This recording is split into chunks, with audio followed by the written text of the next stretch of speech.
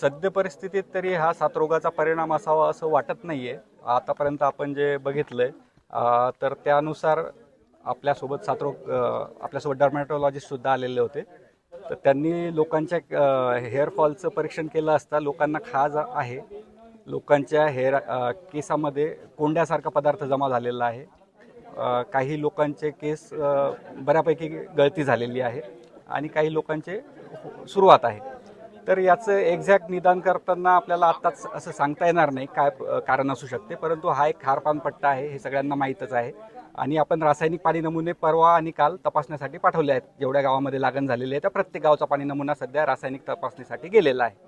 तर रासायनिक तपासणीमधून जे आपल्याला कळेल की आपल्या या पाण्याचा TDS किती आहे, यामध्ये नायट्रेट्सचं प्रमाण किती आहे, त्यानुसार किंवा इतर कोणते क्षार आहेत का की ज्याचा आपल्या त्वचेवर परिणाम होऊ शकतो, तो एक मुद्दा महत्त्वाचा राहील. आणि त्यासोबतच आपण बायोप्सी करण्यासाठी आता यांना आणलेलं आहे आणि बायोप्सी आपण करणार आहे. बायोप्सी केल्यानंतर त्याचे जे सॅम्पल आहे ते तपासण्यासाठी आपण अकोल्याला GMCला पाठवणार आहे, गव्हर्नमेंट मेडिकल कॉलेजला. तिथल्या लॅबचा जो रिपोर्ट येईल तर या दोन्हींच्या संयुक्त याने आपल्याला याचं कारण एक्झॅक्ट सांगता येईल. आणखी काही आरोग्यावर परिणाम होऊ शकतो याचा पुढचा पायरी म्हणून सुरुवातच आहे आता? सद्य परिस्थितीत तरी असं काही वाटत नाही की याद्वारे दुसरे कोणते गंभीर आजार होण्याची शक्यता असेल, परंतु असं सध्याच वक्तव्य करणं हे सुद्धा घाईचं ठरेल. आपण सर्वप्रथम सगळे रिपोर्ट आल्यानंतरच याचा ॲनालिसिस योग्य प्रकारे करू शकू. सध्या किती अशा प्रकारचे रुग्ण आढळले गावामध्ये? सद्य परिस्थितीत आपल्याकडे भोनगाव प्राथमिक आरोग्य केंद्राअंतर्गत 4 गावे, ज्यापैकी एका गावामध्ये आता आपण सध्या उभे आहोत. आणि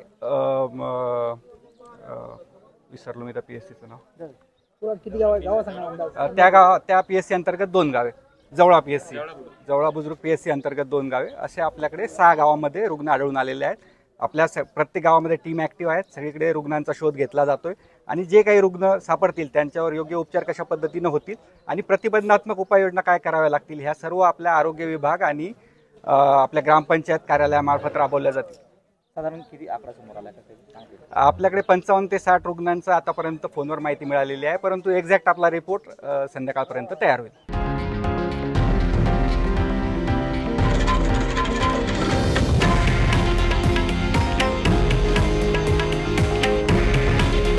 हे आहे देशातील नंबर 1 न्यूज नेटवर्क आणि आपण पाहत आहात TV9 मराठी.